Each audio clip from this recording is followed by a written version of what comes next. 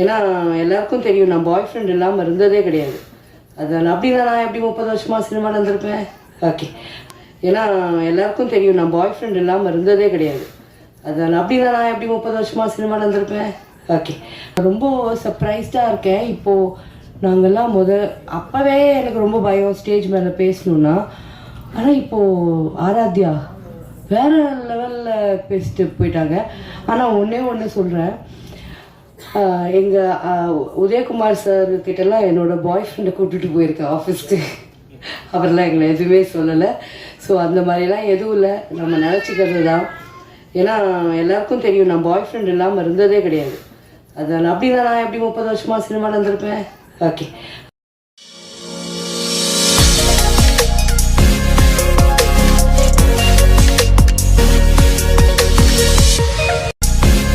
ஒரு ஓட்டிங் எடுத்துட்டு யாரெல்லாம் இவங்க ஃபேன்னு கையை தூக்குங்க அப்படின்னு சொன்னா ஒட்டுமொத்தமா எல்லாரும் கை தூக்குவாங்க.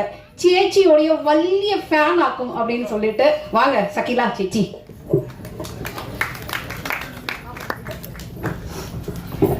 ஹாய், எல்லாருக்கும் வணக்கம். மேலே இருக்கிற எல்லா பெரியவங்களுக்கும் ரொம்ப பெரிய வணக்கம். எல்லார் பேரும் சொல்லவே முடியாது சார், அதுதான் எப்பவுமே பயப்படுவேன். இந்த மாதிரி ஸ்டேஜ் ஏறணும்னா எல்லார் பேரும் சொல்லணும்.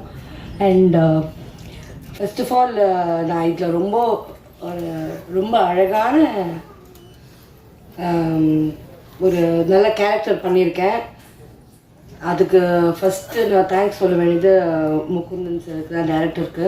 அண்ட் இந்த சான்ஸ் எனக்கு வாங்கி கொடுத்தது என் கூட பிறக்காத என்னோடய சிஸ்டர் விஷ்ணுப்ரியா.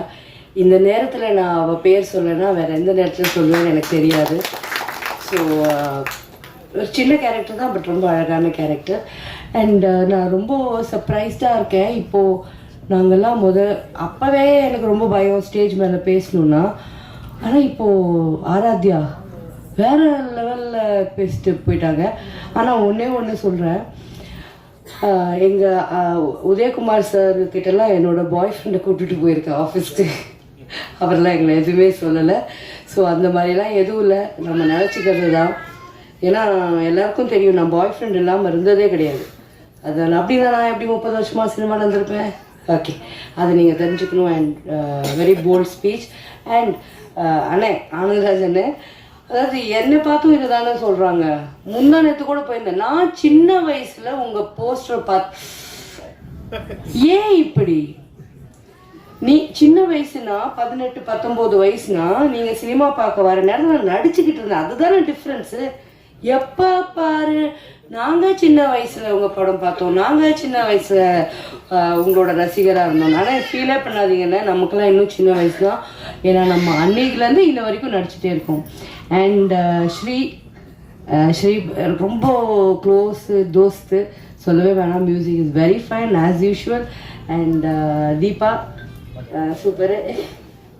அண்ட் அகெயின் படம் செம்மையாக இருக்கும், செம்ம சிரிப்பாக இருக்கும். ஆனால் ப்ரொடியூசர் சார் இங்கேயே கதையெல்லாம் சொல்லிட்டீங்க. கொஞ்ச நேரம் அதுதான் ஃபஸ்ட்டு உங்களை கூப்பிடக்கூடாதுன்றது. எல்லாம் எழுதி வச்சுட்டு கதை சொல்லிகிட்டு இருக்கீங்க. சரி, நீங்கள் அந்த அதெல்லாம் மறந்துடுங்க.